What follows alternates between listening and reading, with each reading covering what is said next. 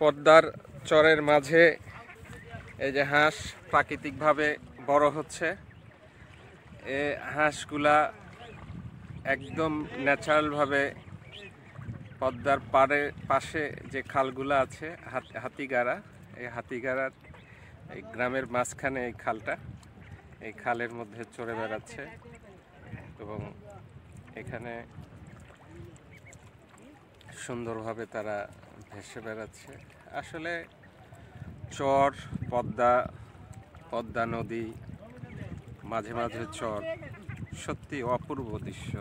এইখানে দেখেন মাঝি ভাইরা সারাদিন সকাল থেকে মাছ ধরেছে, মাছ ধরে এখন খাবার খাচ্ছে, দুপুরে কিছু সময় রেস্ট করে আবার সেই পদ্মা নদীতে জাল ফেলবে। আপনারা কি কি মাছ পান ভাইজান?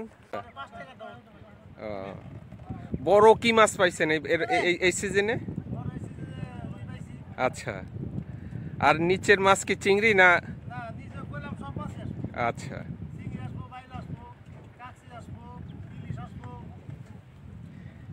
এখন কি দিয়ে ভাত খাচ্ছেন আপনারা?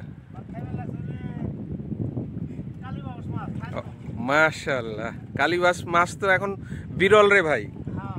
তো সেই মাছ পদ্মা নদী পার হয়ে হাতিঘাটা চরের এইখানে যে একটি জেলের ভাইয়ের নৌকায় দেখেন সোলার আছে এবং মাছ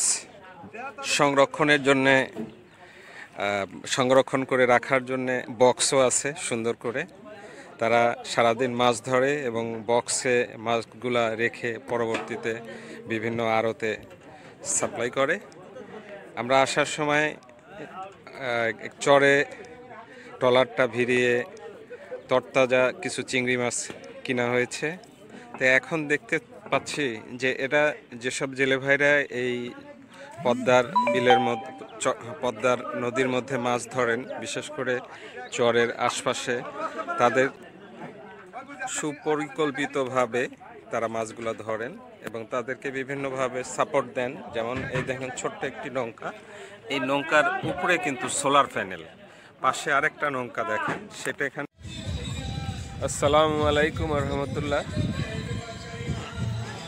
ধলসরি ঘাট থেকে পদ্মা নদী পার হয়ে আমরা হাতিগাথা চরে, এই চরের মধ্যে বিভিন্ন সময়ে বিনোদন ভ্রমণ পিপাসু মানুষজন আসে, তারই অংশ হিসাবে এখানে আজকে আসা। তো এখানে চরের ভিতরে আবার হচ্ছে দেখেন কত স্বচ্ছ পানি, এই স্বচ্ছ পানি এখানে আছে এবং রোদ অনেকদিন পর স্বচ্ছ